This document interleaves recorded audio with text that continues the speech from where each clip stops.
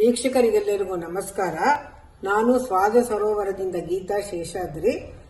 ಈ ದಿವಸ ಒಂದು ವಿಶೇಷವಾದ ಆಲೂಗೆಡ್ಡೆ ಕ್ಯಾಪ್ಸಿಕಮ್ ಪಲ್ಯ, ಮಾವಿನಕಾಯಿ ಚಟ್ನಿ, ದೋಸೆ ಮಾಡೋದು ತೋರಿಸ್ತಾ ಇದ್ದೀನಿ. ನೋಡಿ ಎಲ್ರು. ಒಂದು 2ರಿಂದ 3 ಸ್ಪೂನು ಟೇಬಲ್ ಸ್ಪೂನ್ ಎಣ್ಣೆ ಹಾಕ್ತಾ ಇದ್ದೀನಿ, ಸನ್ ಪ್ಯೂರ್ ಎಣ್ಣೆ.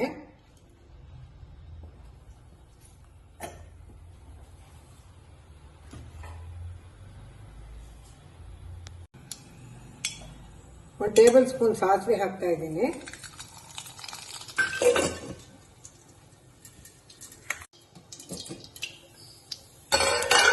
ಕಡಲೆಬೇಳೆ, ಉದ್ದಿನಬೇಳೆ,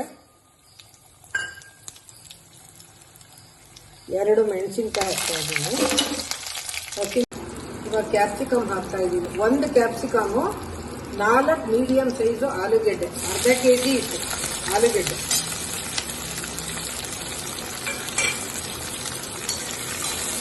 ಇದು ಸ್ವಲ್ಪ ಉದ್ದಿದ್ದು ತೆಗ್ಕೋಬೇಕು.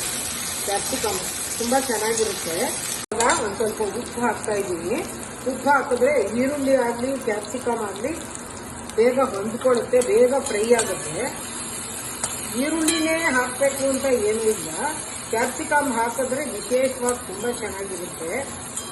ಈರುಳ್ಳಿ ತಿಂದೇ ಇರೋರು ಕ್ಯಾಪ್ಸಿಕಮ್ ಆಲೂಗಡ್ಡೆ ಹಾಕೊಂಡು ಪಲ್ಯ ಮಾಡಿಕೊಂಡು, ಈ ಪಲ್ಯನ ಬೇಕಂದ್ರೆ ಪೂರಿಗೆ, ಚಪಾತಿಗೆ ಎಲ್ಲದಕ್ಕೂ ನೆನೆಸ್ಕೋಬಹುದು. ದೋಸೆ ಅಂತೂ ಇವಾಗ ಮಾಡ್ತಾ ಇದ್ದೀನಿ.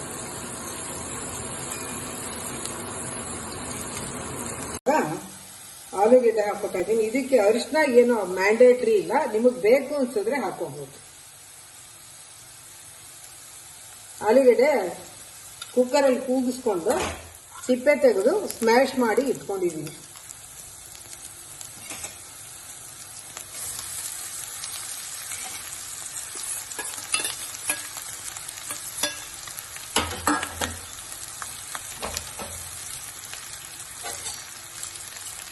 ಒಂಚೂರು ಕೊತ್ತಂಬರಿ ಸೊಪ್ಪು ರುಚಿಗೆ ಹಾಕ್ತಾ ಇದ್ದೀನಿ ಅಷ್ಟೇನೆ, ಸ್ವಲ್ಪ. ತುಂಬಾ ಸುಲಭವಾಗಿ ಮಾಡ್ಕೋಬಹುದು.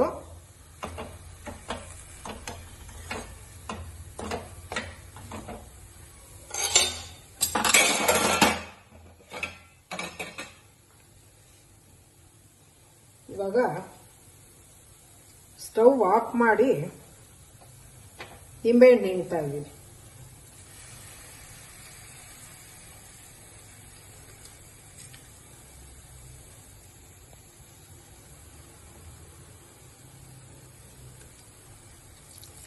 ಇದಿಷ್ಟಕ್ಕೆ 1 ನಿಂಬೆ ಹಣ್ಣಾದರೂ ಸಾಕು.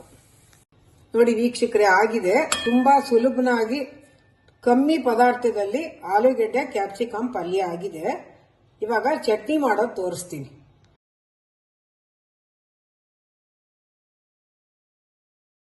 ಇವಾಗ ಮಾವಿನಕಾಯಿ ಚಟ್ನಿ ಮಾಡೋದು ತೋರಿಸ್ತಾ ಇದ್ದೀನಿ. ಮೊದಲಿಗೆ ಸಾಸಿವೆ ಒಗ್ಗರಣೆ ಹಾಕೊಂಡು ಇಟ್ಕೊಂಡ್ರೆ ಯೋಚನೆ ಇರಲ್ಲ. ಆಮೇಲೆ ಅದಕ್ಕೆ ಚಟ್ನಿಗೆ ಹಾಕೋಕೆ ತರೋದು. ಇದನ್ನ ತೆಗೆದಿಟ್ಕೊಂಡ್ಬಿಡೋಣ. ಚಟ್ನಿಗೆ ಹಾಕೋಕೆ ಇದನ್ನ ತೆಗೆದಿಟ್ಕೊಂಡ್ಬಿಟ್ರೆ, ಇದೆಲ್ಲ ಸಣ್ಣ ಸಣ್ಣ ಟಿಪ್ಸು.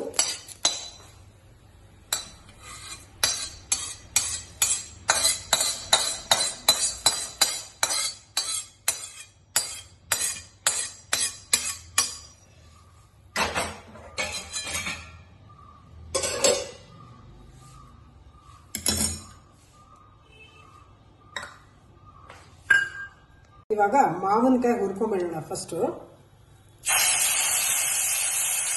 ಮಾವಿನಕಾಯಿ ಒಂದು ಸ್ವಲ್ಪ ಸಾಫ್ಟ್ ಹಿಂಗೆ ಒಂಚೂರು, ಒಂದು ಗೆಜ್ಜೆಗಷ್ಟು ಗೋಲಿ, ಗೆಜ್ಜೆಗದಷ್ಟು, ಗೋಲಿ ಅಷ್ಟಲ್ಲ.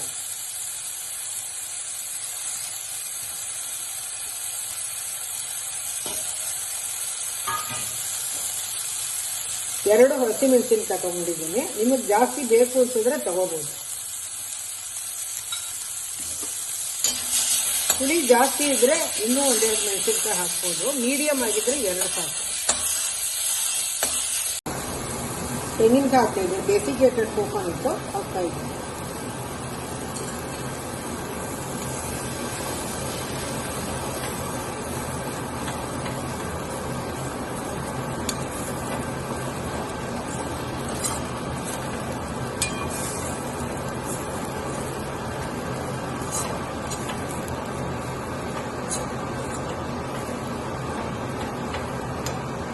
ಇವಾಗ ಹುರುಗಡ್ಲೆ ಹಾಕ್ತಾ ಇದ್ದೀನಿ.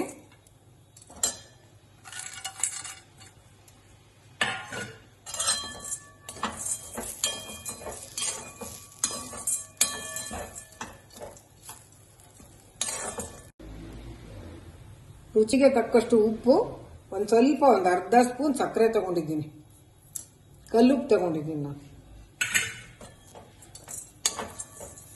ಇದು ಇವಾಗ ಎಲ್ಲದನ್ನು ಹುರಿದಾಗಿದೆ. ಇದೊಂದು ಸ್ವಲ್ಪ ಚೆನ್ನಾಗಿ ಕೂಲ್ ಆಗಬೇಕು. ಸ್ವಲ್ಪ ಕೂಲ್ ಆದ್ಮೇಲೆ ಮಿಕ್ಸಿಗೆ ಹಾಕ್ಬಿಟ್ರೆ ಇದಕ್ಕೆ ನಿಂಬೆ ಹಣ್ಣಾಗ್ಲಿ ಹುಣಸೆ ಹಣ್ಣಾಗ್ಲಿ ಅವಶ್ಯಕತೆ ಇಲ್ಲ. ಮಾವಿನಕಾಯಿನಲ್ಲೇನೆ ಗಿಣಿಮುಚ್ಚಿ ಮಾವಿನಕಾಯಿ ಅರ್ಧ ತಗೊಂಡಿದ್ದೆ, ಅದರಲ್ಲೇ ಇರೋದು ಹುಳಿ ಸಾಕು. ಇದು ತಣ್ಣಗಾದ್ಮೇಲೆ ಮಿಕ್ಸಿಗೆ ಹಾಕ್ಬಿಟ್ರೆ ಚಟ್ನಿ ರೆಡಿ ಆಗುತ್ತೆ. ನೋಡಿ, ದೋಸೆ ಹಿಟ್ಟು ಮಾಡಿದ್ದೀನಿ. ದೋಸೆ ಹಿಟ್ಟು ಫರ್ಮೆಂಟೇಶನ್ ಆಗಿದೆ. ಇದಕ್ಕೆ ಓರಲ್ಲಾಗ ಹಂಗೆ ಹೇಳ್ತಾ ಇದ್ದೀನಿ, 1 ಪಾವು ಅಥವಾ ಅಳತೆ ಲೋಟದಲ್ಲಿ 1 ಲೋಟ ಅಕ್ಕಿ, ರೇಷನ್ ಅಕ್ಕಿ, ದೋಸೆ ಅಕ್ಕಿ ಯಾವುದಾದ್ರೂ ತಗೋಬಹುದು.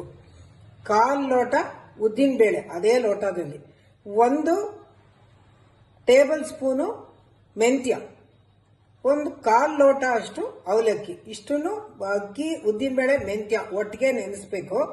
ಅವಲಕ್ಕಿ ಮಾತ್ರ ಬೇರೆ ನೆನೆಸಿಟ್ಬಿಟ್ಟು ಅದು ಚೆನ್ನಾಗಿ ಒಂದು 4 ರಿಂದ 5 ಗಂಟೆ ಕಾಲ ನೆಂದ ಮೇಲೆ ಮಿಕ್ಸಿಗೆ ಹಾಕಿ ರುಬ್ಬಿ ಇಟ್ಟಿದ್ದೀನಿ. ಅವಲಕ್ಕಿನೂ ಅದ್ರ ಜೊತೆಗೆ ಸೇರಿಸ್ಕೊಂಡು ರುಬ್ಬಿದ್ದೀನಿ. ರೆಡಿಯಾಗಿದೆ. ಇವಾಗ ದೋಸೆ ಮಾಡ್ತಾ ಇದ್ದೀನಿ. ನೋಡಿ, ಎಲ್ಲ ಕ್ಲೀನಾಗಿ ಫರ್ಮೆಂಟೇಶನ್ ಆಗಿದೆ ಚೆನ್ನಾಗಿ. ಈ ತರ ಚೆನ್ನಾಗಿ ಊರ್ಕೋಬೇಕು. ಇವಾಗ ಉಪ್ಪು ಹಾಕ್ತಾ ಇದ್ದೀನಿ, ಒಂದು ಸ್ವಲ್ಪ ಸಕ್ಕರೆ. ಇವಾಗ ತೋರಿಸ್ತೀನಿ, ದೋಸೆ ಮಾಡೋದು ತೋರಿಸ್ತೀನಿ.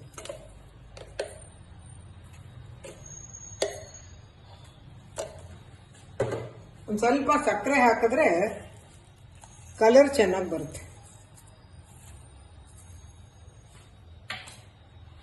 ಇದನ್ನ ನಿಧಾನಕ್ಕೆ ತಿರುಗಿಸ್ಬೇಕು ಹಿಂಗೆ. ಇವಾಗ ದೋಸೆ ಮಾಡ್ತಾ ಇದ್ದೀನಿ.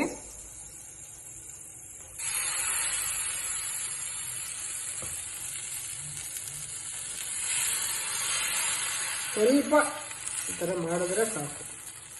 ಎಣ್ಣೆ ಹಾಕ್ಬಿಟ್ಟು ಒಂದು 2 ನಿಮಿಷ ಮುಚ್ಚಿಡೋಣ. ನೋಡಿ, ತೂತಾಗಿ ಎಷ್ಟು ಚೆನ್ನಾಗಿ ಬಂದಿದೆ ದೋಸೆ.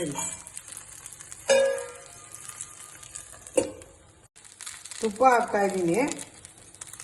ತುಪ್ಪದ್ದು ಘಮ, ಕ್ಯಾಪ್ಸಿಕಮ್ ಪಲ್ಯದ್ದು, ಮಾವಿನಕಾಯಿ ಚಟ್ನಿದು ಬಹಳ ಚೆನ್ನಾಗಿರುತ್ತೆ. ನೀವು ಮಾಡಿ ಕಾಮೆಂಟ್ಸಲ್ಲಿ ಹಾಕಿ. ಇವಾಗ ಪಲ್ಯ ಹಾಕ್ತೀನಿ ದೋಸೆ ಒಳಕ್ಕೆ.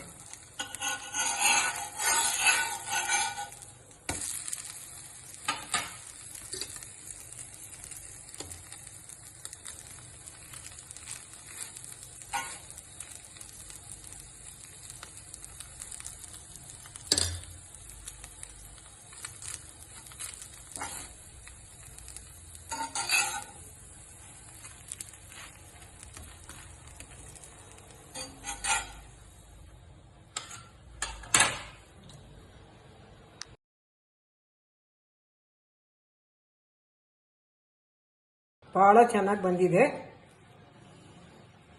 ನೋಡಿ, ಪಲ್ಯ ಒಳಗಡೆ ಇದೆ. ಇದು ಚಟ್ನಿ, ದೇವ್ರಿಗೆ ನೈವೇದ್ಯನೂ ಆಗಿದೆ, ಉಪಯೋಗಿಸ್ಬೋದು. ವೀಕ್ಷಕರು ಎಲ್ಲರೂ ಪೂರ್ತಿ ಸ್ಕಿಪ್ ಮಾಡದೆ ಪೂರ್ತಿಯಾಗಿ ನೋಡಿ, ನಮ್ಮ ಚಾನಲ್ಗೆ ಸಪೋರ್ಟ್ ಮಾಡಿ. ನಿಮ್ಮ ಪ್ರೋತ್ಸಾಹ ನಮಗೆ ಉತ್ಸಾಹ ಕೊಡುತ್ತೆ.